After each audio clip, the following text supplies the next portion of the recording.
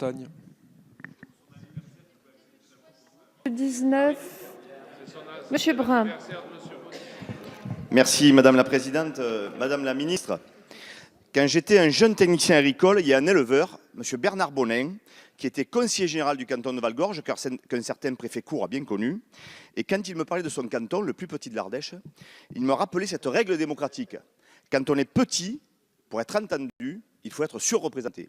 Et donc, dans cet esprit, cet amendement propose de garantir la présence des représentants des territoires ruraux et des zones de montagne au conseil d'administration de la future agence. Vous l'aurez compris, pour qu'ils soient bien représentés et bien entendus. Merci. Monsieur le député, non plus. Le 245, Monsieur Brun. Oui, j'allais dire défendu, mais mon collègue Mignola vient de me rappeler les vertus de la guerre d'usure.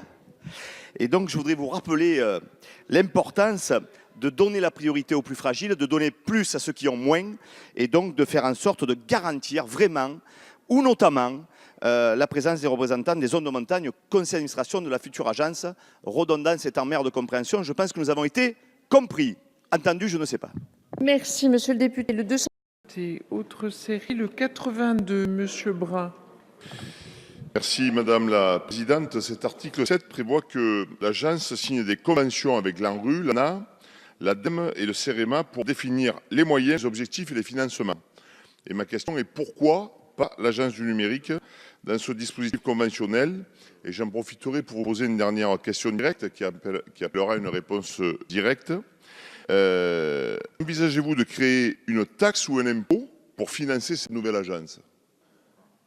Je vous la pose très directement, vous me répondrez très directement, Madame la Ministre, parce que, dit différemment, de quels moyens supplémentaires disposera l'agence par rapport aux organismes qu'elle fusionne pour accompagner les projets des collectivités?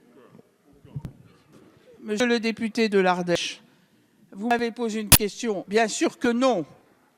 Il n'y aura pas de fiscalité supplémentaire pour le financement de l'ANCT. Je reprends ce que j'ai dit. L'ANCT est faite pour accompagner les projets locaux et vous savez que, bien évidemment, quand il y a des projets locaux, aujourd'hui, il y a des subventions possibles par la DETR et la DSIL. Ça continuera. Les projets locaux sont financés par la DETR et la DSIL. Je vous rappelle dans le budget 2 milliards. Bon. Il y a du FNADT qui est chez monsieur le préfigurateur. Le FNADT continuera à être dans l'Agence nationale de cohésion des territoires. Le financement du numérique qui est dans l'Agence du numérique, qui est donc dans la NCT, 6,3 milliards. Je vous parle des financements d'État, là. Hein. Je vous parle des fonds d'État. Ensuite, il y a les programmes budgétaires du CGT en plus des FNADT, je dis bien en plus, c'est à peu près 100 millions d'euros. Après, il y a les partenaires, les moyens mobilisés par les opérateurs, par exemple sur le numérique. Les moyens de l'agence aussi sont avec d'autres partenaires, comme par exemple Action Cœur de Ville et Territoires d'Industrie. Vous savez, bon, c'est 5 milliards d'un côté, 1,3 milliard de l'autre. Il y a la Banque des Territoires, la BPI. Enfin, il y a vraiment plusieurs milliards d'euros qui sont mobilisés entre l'État et les partenaires. Alors bien sûr, il s'agit des sommes assez considérables et qui seront utilisées par l'agence et par ses délégués territoriaux, c'est-à-dire par les préfets. Puis après, d'autres politiques viendront peut-être se mettre en place.